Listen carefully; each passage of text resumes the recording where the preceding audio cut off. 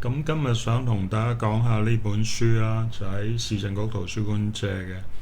我而家覺得市政局圖書館呢有好多好書啊，佢有時覺得佢仲好過 Hong Kong U 嗰間圖書館，因為 Hong Kong U 佢而家好少賣新書，咁入到去有時感覺好似入咗間嗰啲古董博物館咁。咁呢本書就講呢個 group theory。但係佢有一個特點就係佢講埋呢個 group 牌呢樣嘢。咁呢個 group 牌係一個比較新嘅概念。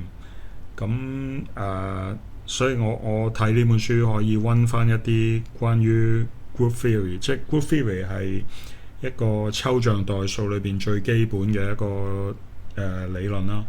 咁但係佢呢本亦都有講一啲最新嘅概念，咁所以方便我可以學到啲新嘢啊，再温翻啲舊嘅概念咁樣。咁講下咧咩係叫 group theory 嘅基本，譬如話我哋有呢個集合有三粒嘢咁樣啦，但係我哋唔係講緊呢三粒嘢，而係譬如話我如果將呢兩粒調換，即係譬如咁樣調換咗呢一個動作，我哋叫佢做 A。就係一個 group 嘅元素，即係我哋而家係講緊一啲喐緊呢啲嘢嘅動作，就係個 group 嘅元素。咁譬如如果我咁樣喐呢個，咁就叫做 B。即係剛才我就係喐咗，譬如 A 乘以 B，即係呢兩個動作。咁譬如另一個喐法就係，譬如話我咁樣喐咗 A 啦，咁但係如果我再調翻轉，還原翻，咁呢個動作就係 A to 負一，即係 A inverse。咁 A 同 A inverse 乘埋之後就會抵消咗，就變成咗一。即係譬如如果咁樣咩都唔做，咁就叫做 identity， 即係一。我哋而家講另一個 group 嘅例子，就譬如話好似我哋喺呢個圈度，我轉一圈，咁叫 A。如果我轉兩圈就係 A 乘 A， 即係 A squared。譬如轉三圈就係 AAA。咁呢個 group 嘅，咁我哋會講呢個 group 嘅結構。其實佢嘅結構就係同我哋數1、2、3、4嘅自然數 n 其實係同一個結構嚟嘅，因為佢可以即係好似數數目，我哋數幾多圈就同 n 係一樣。仲有一個概念叫做 homomorphism， 個意思就係一種保存結構嘅變換。homo 即係同結構咁解，同一樣咁解。morphism 就係一個變換啦。咁譬如上邊嚟講，我哋有一個數 n， 我哋將佢變成 exponential n， 咁呢個純粹係一個數值上嘅變換啦。但係如果我哋睇埋下一行，2加3就係兩個數嘅加法，但係佢去到右邊咧係變成咗 exponent of 2乘以 exponent of 3，咁個意思即係話原本係加法做嘅嘢，但係去咗 exponential 之後變成咗一種乘法，咁佢個結構由加法變咗乘法，但係佢亦保存咗嗰種結構喺度。咁所以上邊同下邊呢兩樣嘢夾埋就係一個嘅 homomorphism 嘅一個例子。到群論呢，就一定要提起呢個人叫做交華。咁佢係法國人啦，佢係群論嘅創始人，或者之一。咁佢死得好早，佢20歲零7個月就瓜咗。咁大家可以諗下，你20歲零7個月嗰陣時做緊乜？我嗰陣時就啱啱讀咗大學，好似讀第一年，就成個人好似一嚿雲咁，係咩都唔識，即係個思想上好似未開竅咁。咁就個情況其實同香港好多嘅學生好類似，甚至到而家可能都係差唔多。就係佢哋個教育嗰個或者整個社會個氛圍係好封閉或者好保守，啲人唔係好識去創一啲新嘅嘢出嚟，佢哋冇嗰種能力嘅。咁即係呢樣嘢應該我哋要改變下啦。咁講起佢就一定會提到呢個法國大革命。但係佢唔係法國大革命嗰陣時嘅嗰個時期，而係咁我會講起呢個革命。咁我發現佢有個規律，通常就佢有一個好老土嘅王朝，我哋叫做ancient regime 或者 ancient regime 咁啊。我唔係好識讀法文。咁佢係一個好老土嘅王朝。咁然後啲人就覺得好老土頂唔順，咁佢就會產生一場血腥嘅革命，即係法國大革命第一次啦，1789。咁然後咧喺呢場革命裏邊就會好血腥，同埋跟住會產生一個情況，好超級嘅混亂。咁喺嗰個混亂裏邊，個個就出現一個叫群雄並起嘅情況，即係佢哋會爭邊個做一個領袖咁樣咯。咁然後喺嗰個情況之下，就會好容易產生一個獨裁者，亦即係我哋熟悉嘅拿破崙。咁佢當時佢控制咗即係個革命嘅嗰個混亂嘅局面之後，佢崛起啊。咁但係佢做咗個獨裁者之後，就喺度一味打仗啊成。咁初時啲人呢，就覺得佢好係一個英雄。譬如貝多芬為佢作咗首交響曲，就叫做英雄交響曲。但係後嚟佢越嚟越變咗獨裁者嘅時候呢，咁貝多芬就好唔中意佢啦。咁佢就撕咗嗰個交響曲，即係好出名嘅呢樣嘢。咁於是即係佢越嚟越獨裁，咁同埋打仗開始打輸啊，因為佢獨裁咧就係嗰啲軍隊嘅戰鬥力其實不斷越嚟越變弱。咁於是打好多場都不斷輸嘅時候，咁就最後啲人唯有即係佢俾人捉咗啦，咁俾英國嗰邊捉咗，咁法國唯有請翻以前嘅嗰個regime， 即係嗰個王朝嗰啲人翻嚟。咁因為佢啱搞完革命，佢又未必會再搞多次。咁佢結果請翻嗰個舊嘅王朝翻嚟，即係嗰個波旁嗰啲王朝。咁翻嚟嗰個。咁阿嘉華即係頭先我哋講嗰個數學家呢，佢其實就係喺第二次嘅老土嘅之間嗰個，同埋第二次革命之間嗰個時期所出現嘅一個人。咁當時嗰個老土嘅王朝就有個叫做 Louis Philippe 嘅人上咗嚟，佢其實係屬於路易嗰個王朝啲人嚟嘅。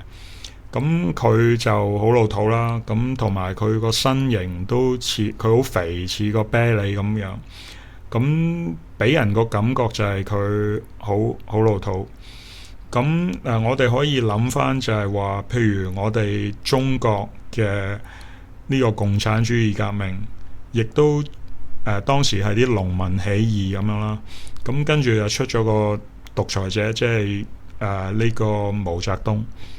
咁毛澤東初時其實人哋都覺得佢係英雄嚟，但係越嚟越後嚟發覺佢做咗好多嘅害人嘅事，咁於是佢亦都而家即係會變咗被其他取代。咁究竟而家我哋會唔會見到一個好老土嘅似啤梨嘅一個老土嘅帝王呢？咁唔係好知啦，亦都唔好講話歧視人身形嗰啲啦。咁大家諗諗啦。咁當時到嘉華嘅時候，咁佢亦都會覺得嗰個皇帝好老土，咁佢就遞起咗把劍去威脅，即係做喺某一次嘅聚會裏邊，佢就威脅要刺殺呢個皇帝。咁於是佢就坐咗監。嗰陣時佢好後生，咁但佢跟住坐監坐唔死佢，咁就出咗嚟跟住有一次佢爭女仔，咁就同人槍戰，咁喺槍戰裏邊佢俾人陷害佢，因為佢嗰支槍佢其實射唔到子彈，咁佢俾人害死咗，就中槍死咗。死嗰陣時20歲，咁好得人驚啦。咁同埋佢個人喺數學上係好聰明，但係佢有啲比較衝動個人個情緒，咁所以咧佢就係早死咗啦。同埋佢企圖解釋佢嘅數學理論俾啲教授聽，但係啲教授聽唔明，咁佢好猛就執起個粉刷掟嗰啲教授，有啲咁嘅故事。咁啦，咁佢喺呢個時期就死咗。咁跟住到1848年啦，喺歐洲就興起咗另一場革命嘅風波，即係咁呢個就係個革命嘅第二次。當時嘉華已經死咗，咁出現咗第二次革命。咁然後呢次革命都喺法國都叫半成功啦。咁但係跟住又再出現咗另一個獨裁者，就係拿破崙三世，佢係拿破崙個侄嚟。咁呢件事亦都好出名嘅，就佢喺佢登基嗰陣時，拿破崙三世作為一個獨裁者，佢又再次奪權。咁呢，當時叫做法國叫做霧月18日，即係法國大革命之後呢，佢將嗰啲法國人將啲月份嘅名改晒。就即係用啲新名，咁其中有一個月叫霧月，咁但係我唔知佢叫即係等於幾多月啦。咁但係有啲英國人成日笑啲法國人，就係話佢哋革命即係懶係改晒名咁，將啲月份，但係其實改咗之後個本質都仲係即係都仲係好老土，好落後咁樣。即係會笑佢哋。但係咁呢個霧月18日嘅時候，拿破崙三世就即係奪權。咁於是好出名地，馬克思就寫咗一個文章叫做《霧月18日》，就係諷刺呢個拿破崙三世。咁佢開頭嗰句咧，佢就話黑格爾，即係個哲學家，德國哲學家黑格爾，佢認為歷史上面重要嘅事咧都會發生兩次嘅。即係呢個係黑格爾提出嚟嘅一個規律。咁馬克思就話但係佢講漏咗咧，就係第一次出現嘅就係悲劇，第二次就係鬧劇。咁佢講呢句，咁即係佢意思就係話拿破崙當時第一次出現嘅時候咧，佢係一個悲劇英雄，即係人哋都話晒都當佢係英雄。但係去到第二次拿破崙三世嘅時候咧，啲人就會覺得係一出鬧劇。即係一件好可笑嘅事，因為你已經出過一次，你而家又再嚟一次。咁呢個係黑格爾亦都睇得出嘅一個規律。咁其實我亦都畫咗呢幅圖，就係講嘅意思就係話一個老土嘅王朝，然後出現咗一個血腥革命，然後個革命最終又出現咗一個獨裁者。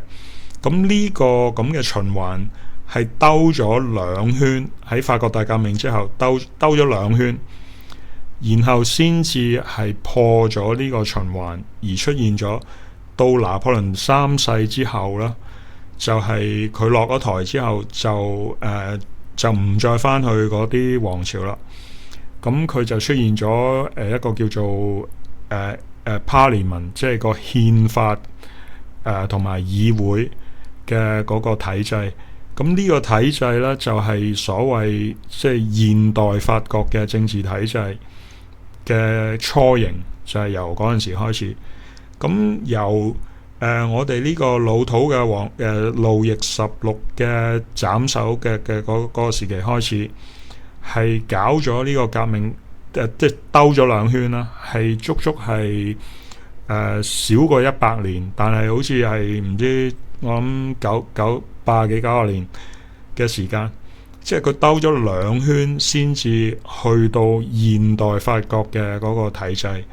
咁可以話俾我哋聽有啲啟示，就係話有陣時你搞革命成功亦都未必係一件好事，因為啲革命係好血腥同埋佢好暴戾。咁有陣時我哋可能要跳出呢個循環，而去做一啲嘅改革，先至係可能更加好。想講下呢，就係我哋想跳出呢個循環嘅關鍵，好可能就係話我哋要知道，落後係一件唔好嘅事。就好似舉個例子，就好似話有一個人叫 Louis Pasteur，咁佢係發明咗呢個細菌學説嘅創始人啦。咁佢提出就係話細菌係會令到我哋生病，但係因為以前啲人唔知啊嘛。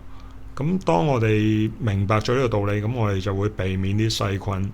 就好似我哋發現咗Covid 係一種病毒，咁我哋就會學識要戴口罩，而全香港人亦都好乖好聽話地個個戴晒口罩啦。當時咁而既然香港人可以學到呢樣戴口罩呢樣嘢，咁如果我哋知道落後係一種要避免嘅事，咁亦都唔出奇，即係全香港人或者全中國人會學識咗，就係我哋要避免落後呢個情況。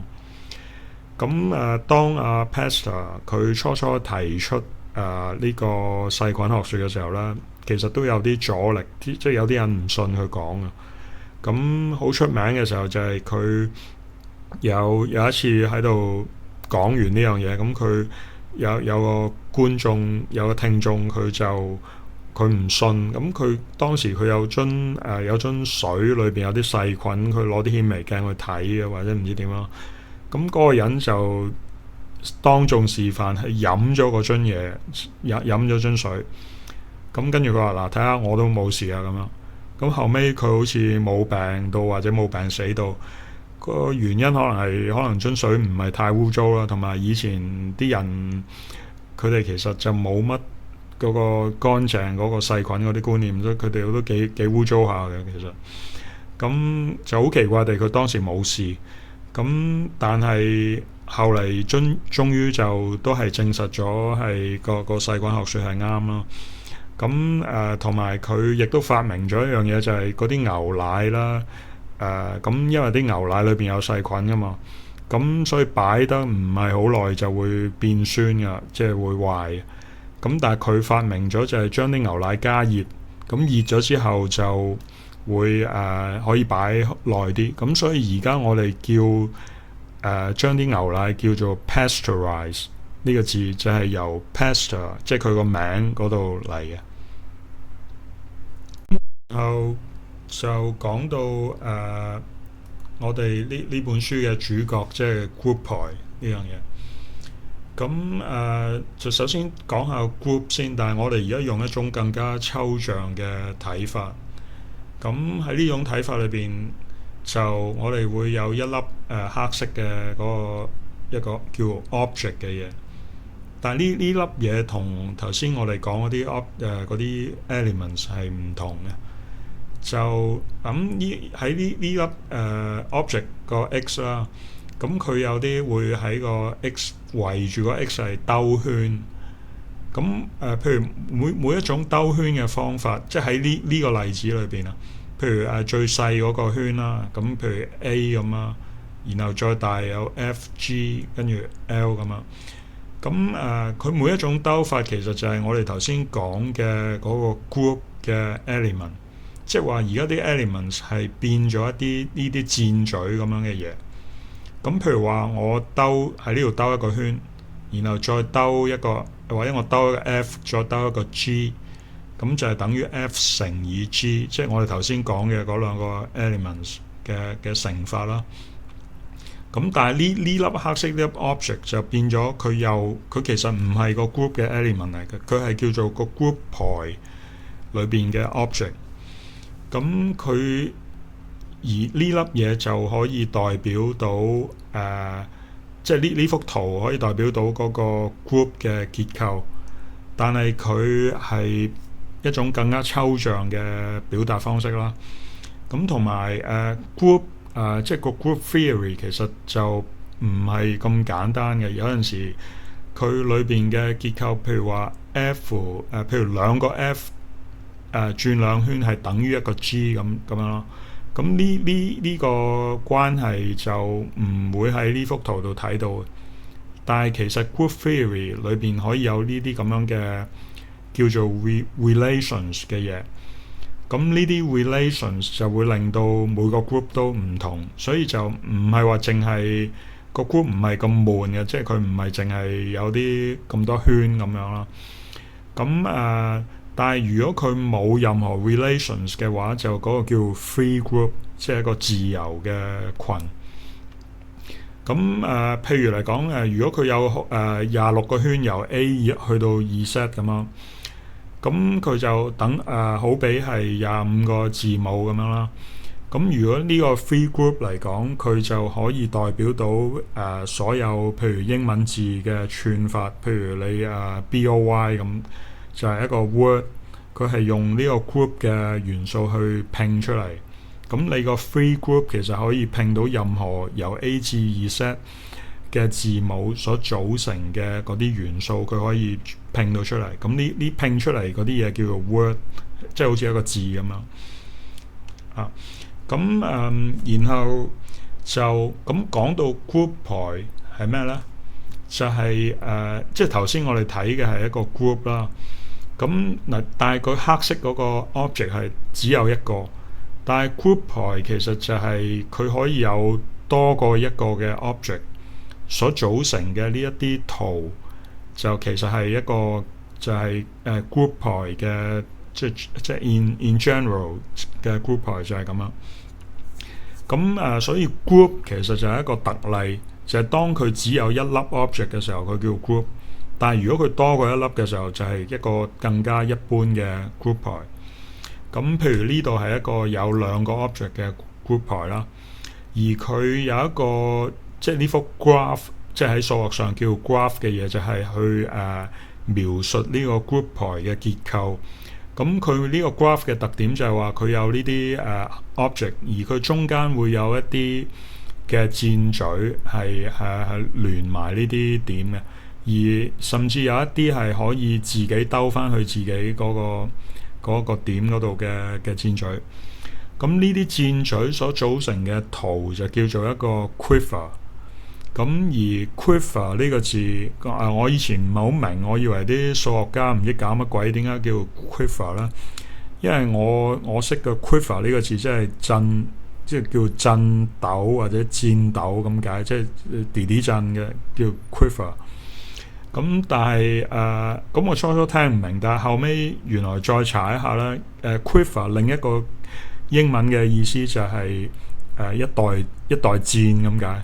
咁所以好明顯就係有得解，就係話佢係一啲用箭嘴組成嘅一幅圖，咁叫做 quiver， 就係一個相對地比較新嘅觀念。跟住咧就講下點解會出現一啲叫 group 牌嘅嘢。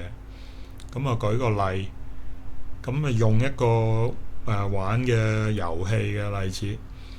咁呢個遊戲叫做 15 Puzzle。就係話可能大家玩嗰啲智力遊戲都見過，咁佢有塊板就有個窿嘅，咁佢有總共有16格，但係佢有15塊嘅嗰啲棋啦，咁你可以喐啲棋去個空格嗰度就但係你保持，即係你唔準掹走啲嗰啲棋，一定要係喐個空格咁樣。咁佢個玩法就係譬如話。由1到15格，咁即係總共16格，但係譬如第14同15，如果佢調轉咗，即係15、14咁樣啦，咁佢就問你可唔可以喐呢啲格，將15同14呢個係調轉翻咯，即係去翻順序。咁如果大家如果玩過呢個遊戲都可能會記得啦，就係個答案就係冇可能嘅。就佢有個數學上嘅解釋啦。咁而家就解釋下點解佢叫做即係出現咗個 group 牌嘅結構。咁喺數學上，我哋描述呢個 puzzle，嘅方法咧，首先咧，我哋將因為佢太複雜，咁我哋簡化佢，就我哋會將嗰啲數字整走咗先，即係全部變晒係空格同埋有嘢嘅分別，咁就變咗好簡單啦。咁如果係冇咗啲數字之後，咁佢總共有16格，個空格係可以係16格裏邊其中任何一格。咁所以就有16種嗰個棋盤嘅狀態，個 state 係有16個 state。咁然後咧喺呢個簡化咗嘅情況之下，我哋再將啲數字嘅結構加翻落去。咁於是喺每一個 state 每一個空呢啲冇數字嘅 state 裏邊，我哋填翻啲數字落去嘅時候。咁其實有好多種填法嘅，就基本上係有15個數嘅排列嘅方式，即係個 permutation 嘅方式，可以填翻啲數字落去。咁所以啦，個情況就好似話，我哋每一個 state 都可能當係一粒黑色嗰個嘅 object 嘅時候，一黑點啊。咁每一個 state 裏面其實都有裏邊嘅結構。即係填翻啲數字落去嘅好多種嘅方式，咁所以就好似我哋頭先睇嗰幅圖啦，佢就唔止係一個黑點，即係而係有16個黑點，而每16個黑點裏邊亦都有啲去翻佢自己嘅箭嘴嗰個嘅結構，咁而佢哋之間又可以互相喐啦，即係譬如我呢個空格喐咗去隔離嘅時候啦。佢就去咗另一個黑點嗰度，咁所以有好多個方式。咁我哋而家就睇下佢其中嘅一種再簡化一啲去睇。簡化咗就係將佢個棋盤變成最簡單嘅2×2。咁如果2×2嘅話，就個空格可以係其中4個之中嘅其中一格啦。咁所以呢幅圖就將嗰個所有可能嘅組合列晒出嚟，就啲數字我哋用 A、B、C 代表。咁於是就列出咗4、3、12種嘅嗰個嗰個 state， 即係個狀態，個棋盤嘅狀態。咁然後我哋就睇下呢幅圖，咁就係就係個 group 牌嘅結構，即係頭先我哋2×2咁嗰個。咁我哋會睇到個黑有4粒黑點啦。咁佢其實係代表嗰個空格，因為如果你抹走咗啲數字之後啦，咁有4個格，咁個空格係可以係其中一格。咁於是就有4個嘅比大嗰啲狀態，而喺呢個狀態個每一個大嘅狀態裏邊，其實都有一啲細嘅狀態，就係話你填翻啲數字落去嘅時候，佢會出現更多更細緻嘅結構。咁於是就有啲箭嘴出咗嚟。咁咧佢每一個箭嘴其實係代表一種嗰啲數目字或者 A、B、C 佢排列嘅方式有唔同。咁其實佢呢度咧就每個箭嘴其實仲更加複雜，佢係有3重嘅，即係每一個箭嘴其實係代表3個箭嘴嚟嘅。就咁佢係就係 A、B、C 所排列嘅方法啦。咁就所以佢成幅圖。即係喺呢度咧，我哋就會睇到佢係一個有應該係48，睇下係咪先啊？4、1、2、3、3、4、12。呢度係有12個箭嘴，12種12條箭嘴呢幅圖。但係因為每個箭嘴係有3重，咁所以12睇下先，24、36唔係係16 sorry 呢度有16個箭嘴，4、4、15係有16個箭嘴。咁佢每個箭嘴3重，所以16乘3就係48個箭嘴。咁所以呢個 group 牌其實有48個嘅箭嘴，即係 morphisms。咁亦都係叫做個 group 牌嘅 order 係叫做48。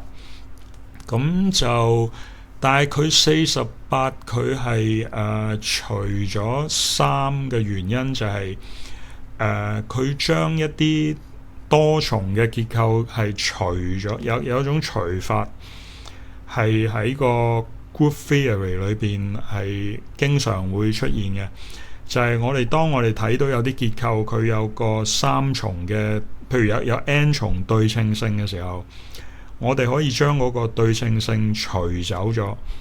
咁嗰個除法即係好似加減乘除嘅除，就叫做 quotient。咁我哋而家睇呢幅圖，其實就係佢48除咗3之後得到個16個嗰個箭嘴。點解佢除3？等下先啊。係應該係嗰3個 A、B、C 嗰3個數嘅嗰個對稱性嚟。咁佢除咗，咁就剩翻就係變咗係一啲空格喐嘅方式，睇下係咪先？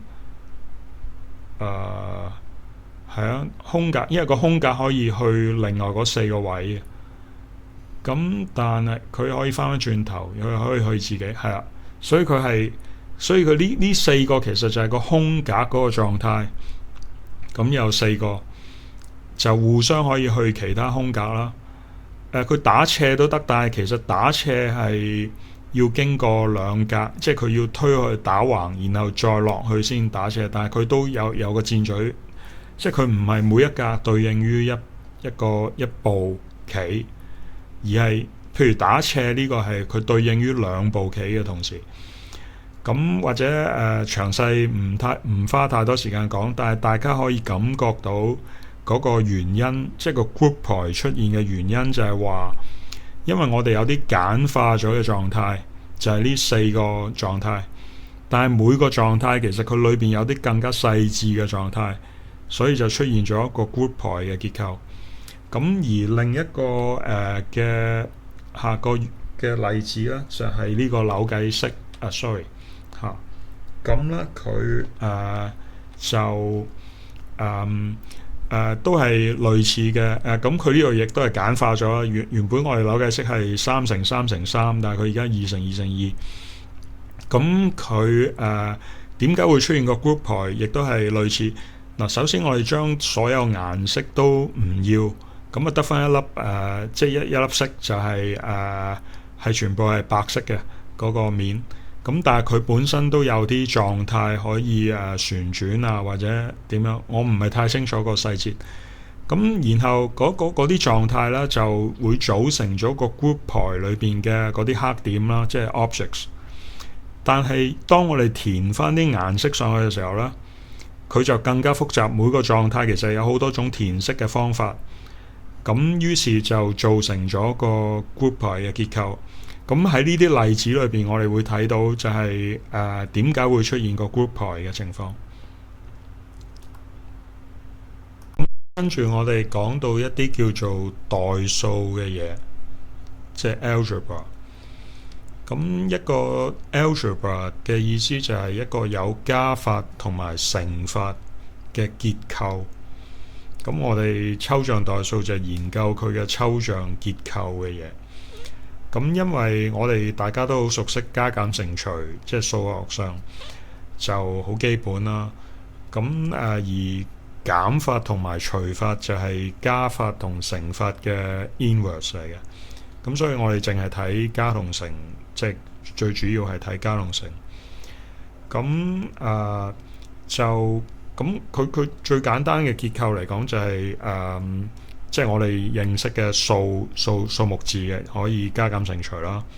但係喺抽象結構、抽象代數嚟講，就我哋會諗一啲譬如話好似 matrix 嘅結構。咁因為 matrix 都可以加同乘，咁所以佢亦都構成一種嘅代數。但係大家可能亦都記得啦。咁喺 matrix 裏邊，即係嗰啲矩陣，佢AB 係唔等於 BA。即係如果你調轉個乘嘅次序嘅時候，佢係會唔同咗。咁所以就佢係叫做唔係 commutative。commutative 嘅意思即係交換，即係可以交換咁解。咁於是我哋呢個 matrix 嘅代數咧，就叫做一種叫做非交換嘅代數，即係 non-commutative algebra 嘅一個例子。咁另外有啲例子就係譬如話函數，即係啲 functions。咁譬如函數有一個 f(x) 啦，同埋 g(x) 咁樣兩嚿嘢。咁佢乘埋一齊，即係 f(x) 乘以 g(x). 咁你 f 乘 g 同 g 乘 f 咧，都係其實係個數值上係相等嘅。咁所以佢係一個可以交換嘅代數，即係 commutative algebra。咁函數嚟講，令我哋特別熟悉嘅就係一個譬如叫多項式嘅函數啦，即係叫 polynomial 嘅一啲 functions 啊。譬如大家好熟悉嘅叫 quadratic polynomial 嗰啲啦。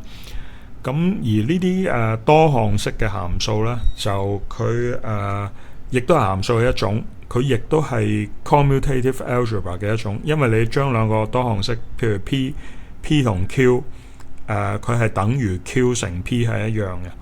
咁呢啲就係一啲嘅例子，即係佢被抽象成我哋都係叫佢做代數，但係其實佢裏邊嘅嗰啲元素就係可以係譬如話 matrix 啊，亦都可以係 polynomial 嗰啲嘢。有咗個代數之後，我哋有時會將佢裏邊嗰啲元素係企圖去分解佢。咁譬如好著名嘅一個例子就係我哋有各種數目字啦，1、2、3、4嗰啲啦。咁我哋會將佢分解成一啲質數，喺數學上就非常有興趣嘅呢樣嘢。譬如2、3、5嗰啲係質數，4係等於2乘2唔係質數啊嘛。咁我哋剛才講嘅抽象結構，其實都可以將佢分解，將某啲元素分解成更加簡單嘅元素。但係呢樣嘢未必係一定做得到。咁就喺一個代數裏邊，有時我哋會叫佢做有個 sub-algebra， 或者係一個 group 裏邊，有時會有一啲叫 sub-group 嘅嘢。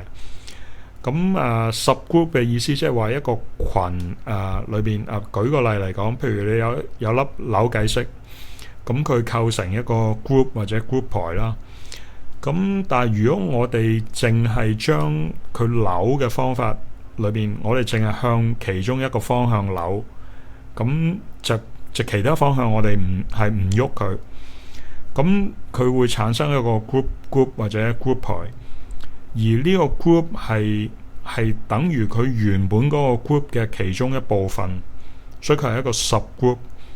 但係咧，佢仍然係服從一啲嘅法則，而嗰啲法則係同原本嗰個 group 嘅結構係一樣，即係嗰個扭計骰嘅嗰個扭法佢係其中一種嘅扭法嚇，咁就叫做 subgroup。咁於是喺數學上，我哋研究一啲結構，我哋好中意係將佢分解。咁但係subgroup 嚟講，佢個分解有少少問題嘅。咁就唔係一定分解到。咁我哋就會去研究一啲特別係方便我哋攞嚟分解嘅嘢。咁嗰啲嘢就叫做 ideal， 即係個叫理想嘅嘢。咁佢點解叫理想？就因為喺數學上，如果我哋好似可以好似質數咁樣可以分解到，咁就好理想啦。咁但係當啲數學家發現佢有好多嘢原來分解唔到嘅時候咧，佢就去定義咗一種分解到嘅嗰啲元素。咁嗰啲元素就叫做 ideal， 所以就產生咗呢個概念。同埋最後一個 topic 就係叫做 representation theory，即係表示論。咁喺數學上面，好多時我哋會用一啲我哋熟悉嘅嘢去表示一啲我哋唔熟悉嘅嘢。咁譬如話數學上或者 linear algebra 嚟講，我哋玩到好熟嘅就係啲 matrix 嗰啲嘢啦，或者譬如 vector space 啊裏邊嘅 matrix 啊咁樣。咁跟住我哋見到一個新嘅嘢，譬如 group 呢樣嘢，咁我哋就將啲 group elements 係即係將嗰啲元素係表示成一啲我哋熟悉嘅 matrix， 即係每一個 element 佢會對應於一個 matrix。舉例嚟講，譬如我哋個 group 係一啲旋轉一啲嘢咁樣咯。咁喺嗰個三度空間裏邊，即係譬如我哋有個 vector space， 好多時嗰個旋轉，即基本上係可以表達為一個 matrix， 係代表一啲旋轉啊，或者其他仲有譬如話一個 finite set 裏邊，佢有啲 elements， 如果我哋要調位，將嗰啲 elements 調位啦。佢係有個叫做 permutation matrix 嘅，咁所以即係我哋可以將各種嘅 group 係表示成一啲嘅 matrices。咁呢個就係一個representation theory 嘅嗰個做法。就因為我哋最熟悉嘅其實就係嗰個 linear space 裏邊，即係嗰啲 vector space 裏邊嘅 matrix。所以基本上 representation theory 嘅意思就係將一啲我哋唔熟悉嘅嘢變成各種嘅 matrix 嘅 representation， 或者喺個 linear space 裏邊嘅 representation。同埋因為 linear 嘅嘢喺數學上係特別即係最簡單嘅，咁但係其實都可以 represent as 其他即係我哋熟悉嘅嘢都可以。但係最通常嚟講，我哋會係個 vector space 裏邊咯。咁就咁一個更加抽象嘅講法就係呢個。咁就一個 representation 其實就係 rho， 即係我哋記號係 rho。咁佢就係將一個 algebra 裏邊嘅 elements 係轉成一個叫做 endomorphisms of V， 而個 V 係個 vector space， 即係個意思就係話喺個 vector space 裏邊有一啲叫做 endomorphisms 嘅嘢。咁個意思 endo 即係內部咁解， morphisms 就即係轉換啦。endomorphisms 嘅意思就係話喺個 vector space V 裏邊，我哋將一啲喺 V 裏邊嘅嘢轉翻去 V 裏邊嘅嘢，咁所以叫做 endomorphism。譬如嚟講，你一個 matrix 可以將一支 vector 係變翻同一個 space 裏邊嘅一支 vector， 但係佢旋轉咗某啲方向咁樣。咁所以 matrix 其實就係嗰啲vector space 裏邊嘅 endomorphism 嚟嘅。咁跟住咧就講到一個概念叫 module， 咁佢係 representation theory 裏邊一個重要嘅概念，但我睇咗好耐都其實唔係好明，即係每次明多少少咁樣，睇咗好耐。就或者大家可能聽過一個 module 就好似 vector space 咁樣，差唔多。但係佢譬如 vector space 裏邊你可以乘一個 scalar， 譬如你可以將一支 vector 嘅長度乘以10，又或者乘以1/3。咁但係 module 嘅特點就係佢係一個佢嗰個 field 係一個 ring 嘅意思係話譬如你可以乘10，但係你唔可以除3咁樣，因為佢係一啲數可以加，即係可以互相相加，但係佢唔可以用除法。就同一個 field 唔同，即係 field 同 ring 嘅分別就係 ring 係有加減同乘，但係佢冇除法。咁呢個係其中一個嘅講法啦。但係即係好多人亦都好多書亦都會講就話，如果你用呢種方法去諗 module，其實都唔係最好嘅方法，因為佢唔應該用話一個 vector space 冇得除咁去諗，而係用另一啲方法去諗。咁佢呢個 module 嘅特點就係佢其實係同個 representation 係一個同樣嘅結構嘅嘢嚟嘅。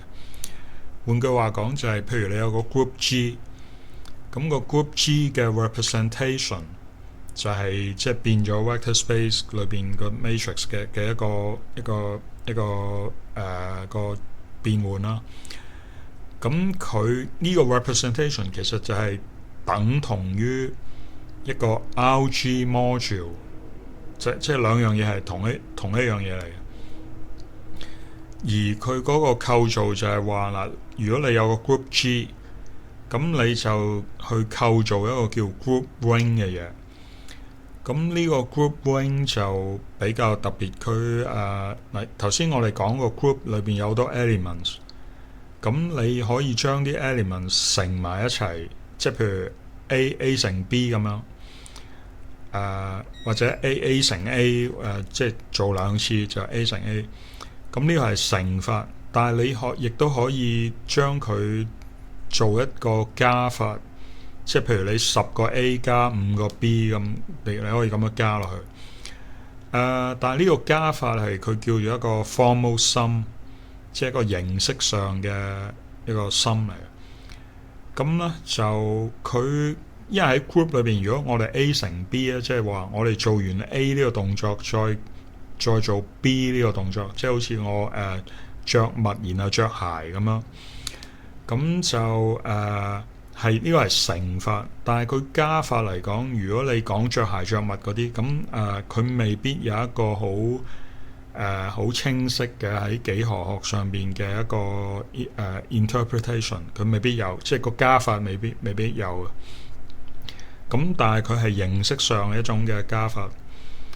咁佢個作用就係會令到嗰樣嘢變成咗一種 linear 嘅嘢，即係佢有一種線性嘅加法。